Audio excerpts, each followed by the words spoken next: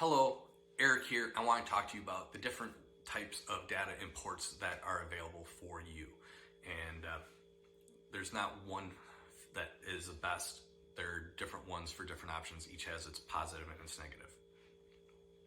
The first one, which is going to be probably the most common that I've seen and talked to people are most comfortable with, is going to be the import.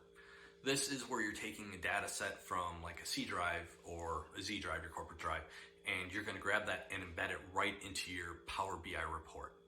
So when you have slicers and the data is reacting and you're making choices, it's going to act a lot faster because the data is right in the report. In addition to that, you are going to be able to handle a lot more data.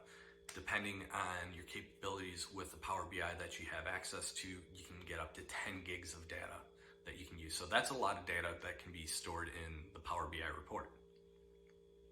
The downside is if that data is refreshed and you're not aware of it and you're presenting and someone didn't tell you it's been updated, you don't have that data, so you have to go out and physically have it refresh it each time that you want the new data to be pulled into the report. But you don't have the worry of it constantly changing on you, so that's a positive. The next option is going to be a direct or a live connection, so something like a SQL search.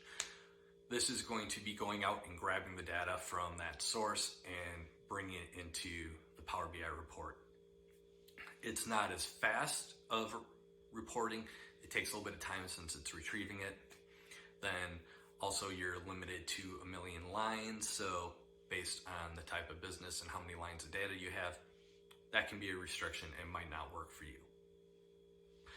A positive of it is if you're using it and it does fit, you can have it automatically fresh and just not have to worry about it because you know, based on what you said, 15 minutes, 30 minutes, 8 hours, daily, weekly, that it's going to go out and update. So you always have the most recent data, which is a great thing because you're not worrying.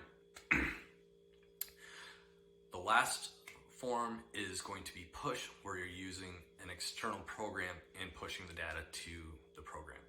Now, this is great for something like a Kanban report, so things are constantly changing. A great source, so when it's published on big screens out in a warehouse and managers and pickers are seeing, they can see how they're instantly doing and being judged. Great source, but that's not always the best if you're doing analysis with data constantly changing. Not a great option. You can't really get a grasp if things could have a quick swing based on the amount of time and data that you're using. So those are your three main options. Hope they helped give you some light on what's the best option, and you can pick and choose based on what your report's doing and your needs are for moving forward. Have a great day, and I look forward to speaking to you soon.